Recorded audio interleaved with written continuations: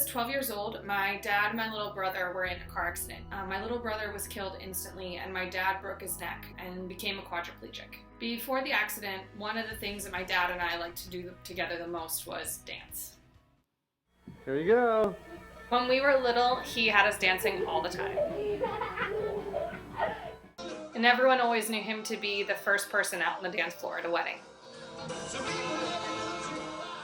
One of the first things I thought of when I got injured was, I remember laying in the hospital bed thinking, I won't never dance with my daughter again. I'll never dance at her wedding, and that really bothered me.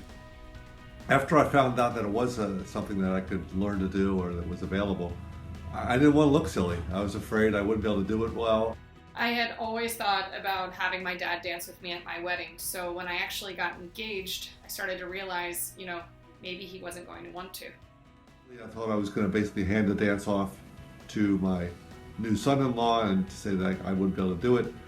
That was my plan up until my daughter brought it up to me. When my daughter told me how important it was to her, I realized I had to do it. I was really excited, but also really nervous because I had no idea what I was doing. I started searching for advice on dancing with someone in a wheelchair, and we were lucky enough to be connected to an instructor who taught us everything we needed for our big night. And on that day, my dad brought me down the aisle just like I had always dreamed. And that night, he danced for the first time in almost 17 years. Loving might be a mistake, but it's worth it.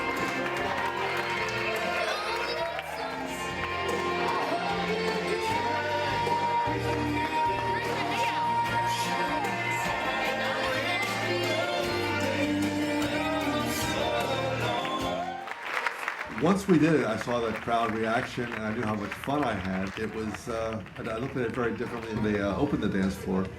And my wife happened to be standing there next to me, and when they opened the dance floor with our favorite song, which is Run Around Sue, and I said, what the hell, let's give it a try. And we did, and I danced with my wife, and then I danced with my daughter again, and I danced with my son-in-law, and I danced with many, many people, and I had a really good time because I wasn't concerned about what I looked like, I was concerned about dancing and having fun, and that's really what it's all about. My dad's been dancing on cloud 9 ever since the wedding. He retrieved a part of himself that none of us had seen in the last 17 years. I hope you'll always remember what dancing's all about and challenge what you think is possible. But most of all, I hope you'll dance.